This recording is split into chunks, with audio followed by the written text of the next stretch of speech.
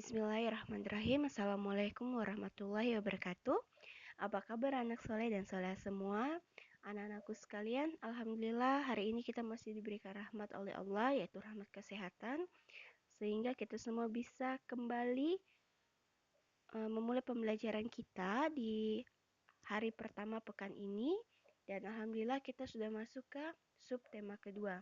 Nah, anak soleh dan soleha bu guru, sebelum memulai pembelajaran hari ini, alangkah baiknya kita mulai dengan membaca doa. Berdoa dipersilakan.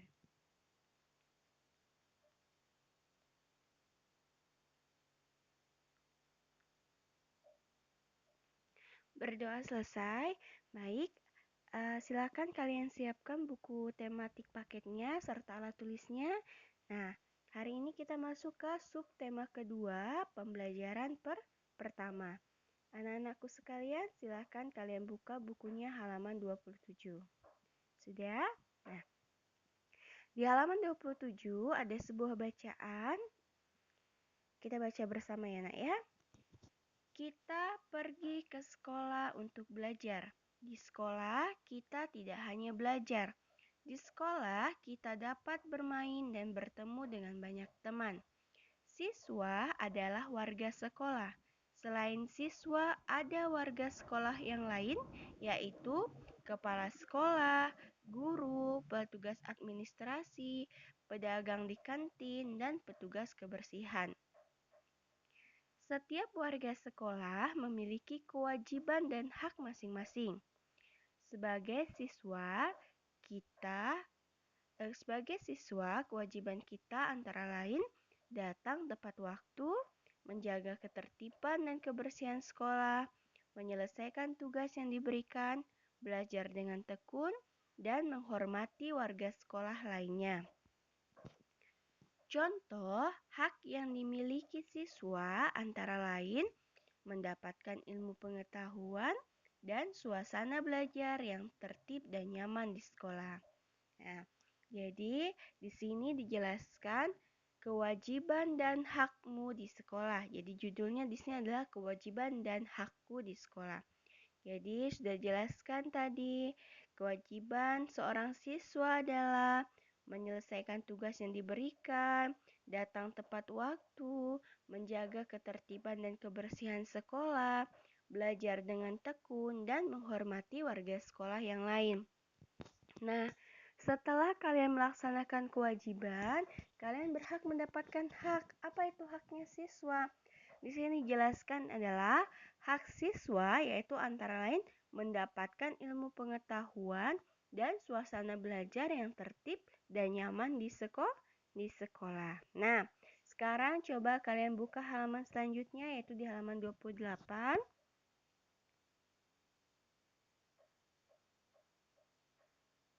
Nah, ini dalam suasana apa, Nak? Suasana upacara bendera ya. Nah, pembelajaran 1. Nina berangkat ke sekolah dengan penuh semangat. Nina termasuk siswa yang rajin. Nina melaksanakan kewajiban sebagai pelajar. Di sini ada sebuah bacaan, ayo membaca. Pada hari Senin, diadakan upacara di sekolah Nina. Nina sudah datang sebelum bel berbunyi. Siswa yang lain pun demikian. Tepat pukul 7, semua siswa diminta untuk turun ke lapangan. Upacara akan segera dimulai. Ketika upacara, semua siswa harus berbaris dengan rapi. Banyak siswa yang belum membuat barisan dengan rapi. Guru meminta siswa berbaris sesuai kelasnya masing-masing. Guru mengatur barisan sesuai tinggi badan. Siswa yang badannya paling tinggi berada di barisan paling belakang. Setiap siswa harus menjaga jarak satu sama lain. Barisan pun menjadi rapi sehingga upacara siap dimulai. Nah, ini sama seperti kebiasaan kalian saat upacara di sekolah yaitu berbaris dengan rapi sesuai kelasnya, terus beratur yang siswa berbadan lebih tinggi barisannya di belakang ya.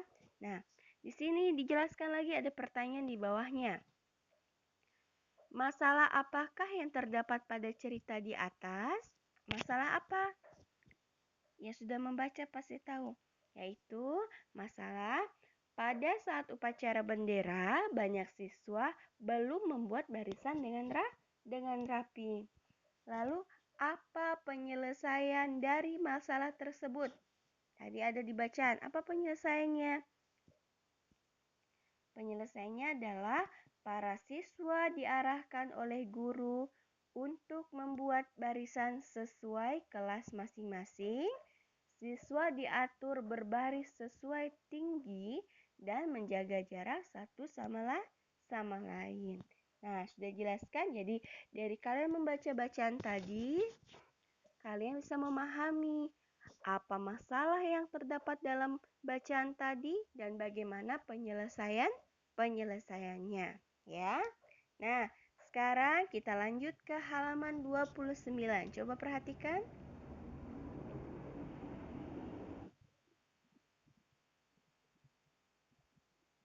Gambar pertama. Di sini halaman 29, ayo mengamati. Nah, kalian disuruh mengamati ada dua gambar A dan B. Para siswa akan mengikuti upacara. Siswa diwajibkan mengenakan seragam lengkap dan rapi. Siswa harus berbaris dengan rapi. Nah, sekarang kita mulai dari gambar A. Ya, sudah diperhatikan? Nah, di sini ada jawaban ada pertanyaan di bawahnya. Masalah apa yang dapat kamu temukan pada gambar A dan B? Tuliskan saranmu untuk menyelesaikan masalah tersebut pada kolom berikut.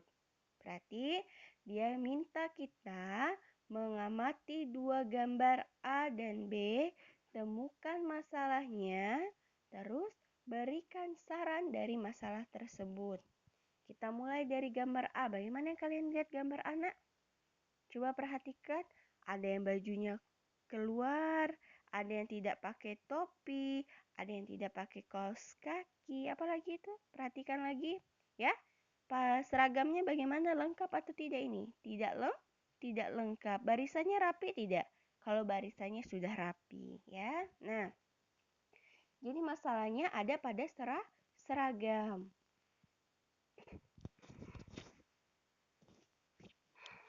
Masalah pada saat upacara bendera masih terdapat siswa yang tidak menggunakan topi dan berpakaian kurang rapi atau tidak rapi, ya.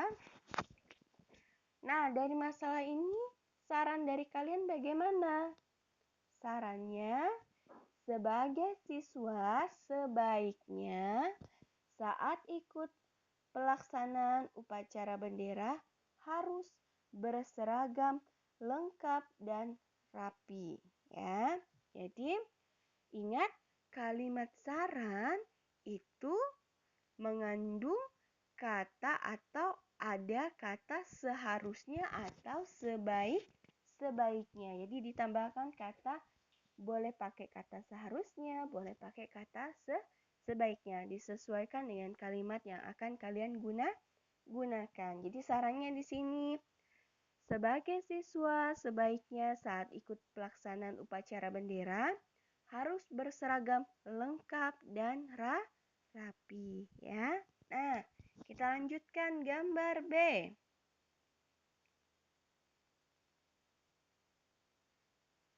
Gambar B, perhatikan gambar B.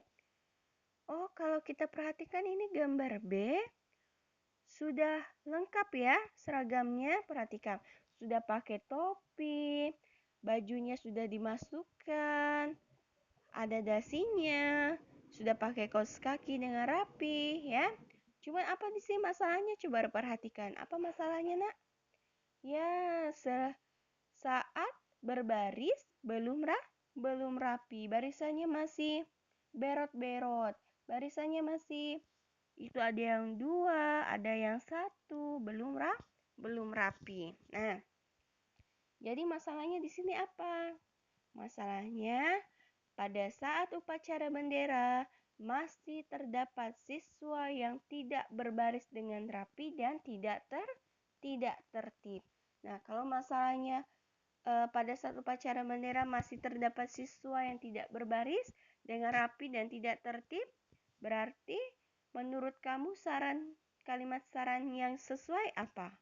Kalimat saran yang sesuai adalah sebagai siswa, sebaiknya saat ikut pelaksanaan upacara bendera harus berbaris dengan rapi dan mengikuti upacara dengan tertib ya. Nah, sekarang kalian sudah bisa menemukan masalah pada sebuah cerita atau pada gambar. Setelah itu, kalian sudah dapat menentukan saran yang sesuai untuk masalah yang ditemukan. Nah, sekarang masih di halaman 29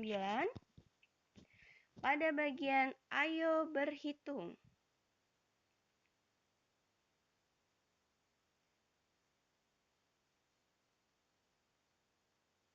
Ayo berhitung. Ada gambar, masih gambar upacara ya.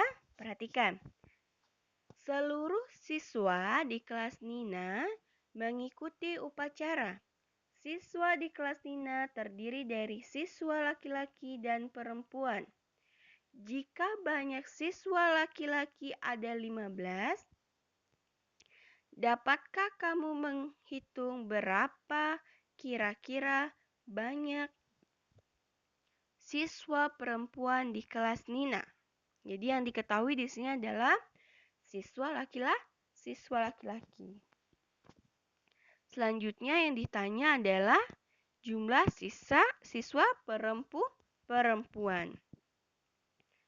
Selain sebagai penjumlahan, suatu bilangan juga dapat dituliskan sebagai selisih atau hasil pengurangan dua bilangan lain. Untuk menuliskan bentuk pengurangan tersebut, ingatlah lawan pengurangan yaitu penjumlahan. Kita lanjutkan pembahasannya di halaman selanjutnya di halaman 30. Perhatikan penyelesaian berikut.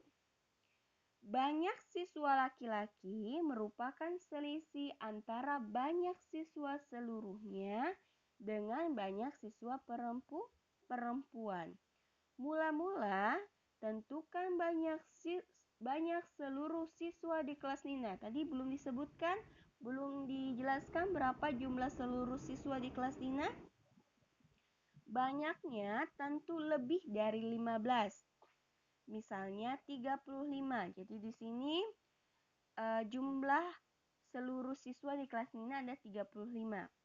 Kalimat matematikanya menjadi 35 dikurang titik-titik sama dengan 15. Ya, titik-titik di sini maksudnya adalah jumlah siswa perempuan. Jadi titik-titik di sini maksudnya jumlah siswa perempuan, ya. Bilangan yang tepat untuk mengisi titik-titik adalah 20. Dari mana 20 didapat? 20 diperoleh dari 35 dikurangi 15. Jadi diperoleh 35 dikurangi 20 sama dengan 15. Jika banyak seluruh siswa kita ubah, dapat diperoleh hasil pengurangan berikut. Jadi misalnya ya, Bu Guru ulangi lagi. Jadi di sini seperti Bu Guru jelaskan, pertanyaannya adalah jumlah siswa perempuan dan yang diketahui adalah jumlah siswanya 35, jumlah seluruh siswa 35, jumlah siswa laki-laki 15. Jadi berapa jumlah siswa perempuan? Perhatikan, untuk mengisi titik-titik yang merupakan jumlah siswa perempuan, kalian bisa memperoleh hasilnya dari 35 dikurangi 15. Jadi di sini 35 dikurangi 15 dapat hasilnya adalah 20. Jadi jumlah siswa perempuan di kelas Nina adalah 20 orang. Nah, selanjutnya di sini dijelaskan bila jumlah seluruh siswa itu diubah. Jadi tadi kan jumlahnya 35, sekarang diubah jadi 38 siswa. Berapa jumlah siswa perempuan? Tetap yang diketahui adalah jumlah seluruhnya 38, jumlah siswa laki-laki 15. Jadi jumlah siswa perempuannya adalah 23. Di sini juga lagi lihat contohnya, Nak. Diubah lagi jumlah seluruh siswa 40. 40 dapat dikurangi berapa? Hasilnya 15 dikurangi 25. Perhatikan lagi. Di sini jumlah siswanya 30. Dikurang 15 sama dengan 15. Nah, ada pertanyaan di bagian bawah. Coba buatlah 5 kemungkinan bentuk pengurangan lainnya dengan hasil 15. Jadi yang diketahui titik-titik dikurangi titik-titik sama dengan 15. Sudah pernah kalian pelajari di subtema sebelumnya. Nah, dia minta 5 kemungkinan. Berarti ada 5 jawaban. Jawaban contoh ya. Ini contoh yang Bu Guru Anggi buat. Contoh pertama, 34 dikurang 19. Hasilnya adalah 15. Selanjutnya, 32 dikurangi 17. Hasilnya 15. Contoh ketiga, 29 dikurang 14, hasilnya 15. Contoh keempat, 25 dikurangi 10, hasilnya 15. Contoh terakhir, 28 dikurang 13, hasilnya 15. Jadi karena di sini yang diketahui cuma hasilnya 15, dia minta bilangan berapa dikurang dengan bilangan berapa. Jadi bilangan titik-titik dikurangi bilangan titik-titik, hasilnya 15. Jadi ini adalah kemungkinan yang dapat kita buat ya. Nah, sekarang kita masuk ke pembahasan selanjutnya. Ayo menari. Masih di halaman 30. Bu Guru ingin kalian perhatikan penjelasan dan gambarnya. Nina selalu melaksanakan kewajiban di sekolah dengan baik. Ia mengikuti semua kegiatan yang dilakukan di sekolah. Kali ini, Nina dan teman-teman belajar menari.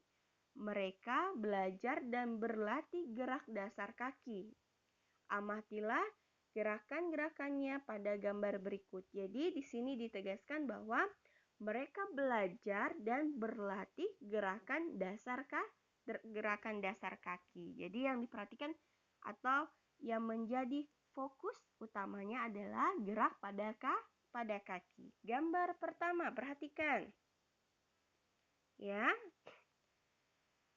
Itu bukan 2 orang ya, Nak. Jadi 1 orang dia berjinjit ke kiri dan ke kanan. Jadi setelah gerakan ke kiri dia gerakan ke kanan. Perhatikan, kaki berjinjit melangkah serong ke kiri dan serong ke kiri 1 kali.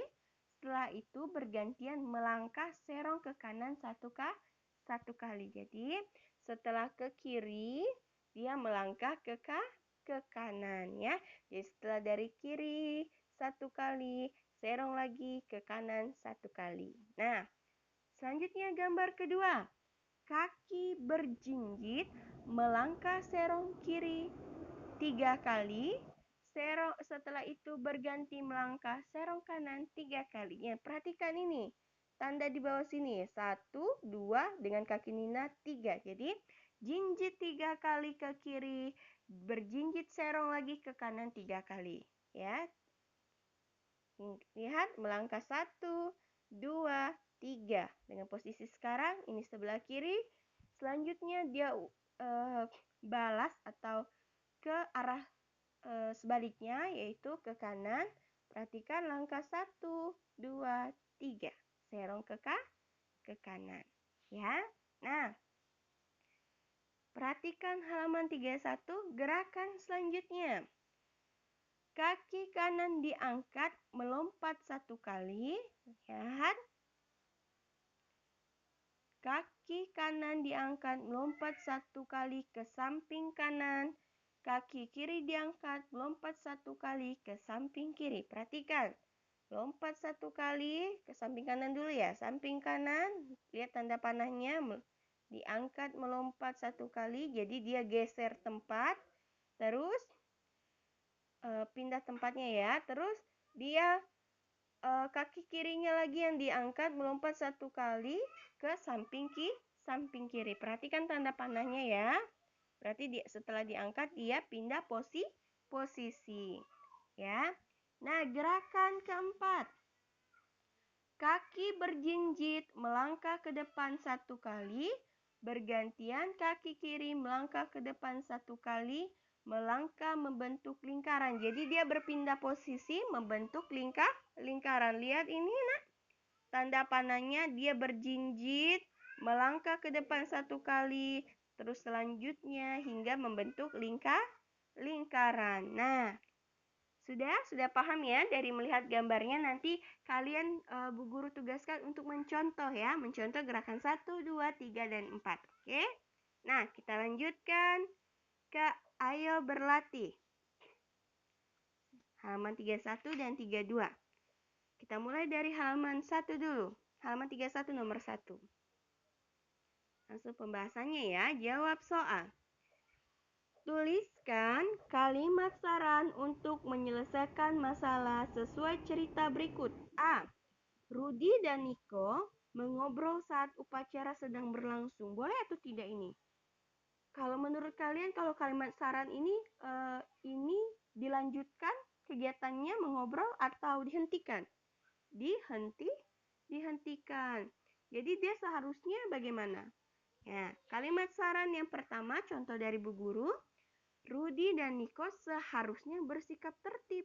Bersikap tertib di sini maksudnya tidak berbicara saat mengikuti upacara bendera. Atau kalian mau buat kalimat lain yang redaksi bahasanya berbeda dengan Bu Guru. Misalnya, Rudi dan Niko seharusnya tidak mengobrol saat upacara bendera. Betul. Atau lagi, Rudi dan Niko sebaiknya tertib atau memperhatikan pelaksanaan upacara dengan hikmat. Betul ya. Jadi banyak kalimat saran yang bisa diberikan untuk masalah ini. Nah, kita lanjut di halaman 32 yang B. Fahmi tidak membawa topi dan dasi saat upacara bendera. Bagus tidak ini? Contoh yang baik atau tidak ini? Tidak. Jadi, menurut kamu saran yang sesuai apa? Kalau contohnya Bu Guru, pada saat upacara bendera seharusnya Fahmi tidak lupa membawa topi dan dasi. Atau kalau misalnya kalian punya kalimat lain, misalnya Fahmi seharusnya menyimpan topi dan dasi di dalam tas sebelum berangkat ke sekolah. Bisa, jadi tidak tertinggal. Apalagi Fahmi sebaiknya atau Fahmi seharusnya membawa topi dan dasi atau memakai topi dan dasi dari rumah. Jadi tidak tertinggal. Jadi banyak kalimat saran yang bisa digunakan ya. Nah, masalah yang C. Rika merasa tidak enak badan ketika sedang mengikuti upacara. Nah, ini contohnya Bu Guru. Saat upacara bendera, Rika merasa tidak enak badan. Sebaiknya dia beristirahat di UKS atau bagaimana? Kalimat sarannya lain misalnya. Sebaiknya Rika sarapan pagi sebelum ke sekolah saat mengikuti upacara sehingga Rika merasa fit atau merasa sehat. Ya, atau lagi kalimat sarannya. Sebaiknya Rika meminta izin atau meminta pertolongan kepada petugas kesehatan saat upacara. Ya, bisa ya, banyak kemungkinan ya, Nak ya. Nah, ini soal nomor 2 kita lanjutkan. Ini soal seperti contoh yang di halaman 30 ya. Nah, perhatikan 2A. 50 dikurangi titik-titik sama dengan 30. Berapa isinya? Berapa di sini seharusnya? Perhatikan. Berarti 50 dikurangi 30 hasilnya 20. Jadi di sini isiannya atau bilangan yang sesuai adalah 20. Nah, yang B. 75 dikurangi titik-titik sama dengan 24. Bagaimana? 75 dikurangi 24 sama dengan 51.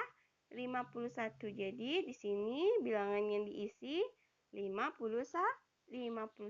Kita lanjutkan. Yang C. 81 dikurangi titik-titik sama dengan 54. Bagaimana? 81 dikurangi 54. Berapa hasilnya? Hasilnya adalah 27. Jadi di titik-titik ini isiannya adalah 27. Yang D. Nah, kalau yang D ini berbeda bentuknya. Titik-titik dikurangi 25 sama dengan 60. Jadi ingatlah kalau titik-titiknya ada di depan berarti bilangannya harus lebih besar daripada bilangan yang dikurangi agar hasilnya tetap positif ya, bukan hasil negatif ya. Jadi bagaimana caranya? Berarti 60 ditambah 25 atau 25 ditambah 60. 60 ditambah 25 hasilnya berapa? 85. Jadi hasilnya berapa di sini? 85.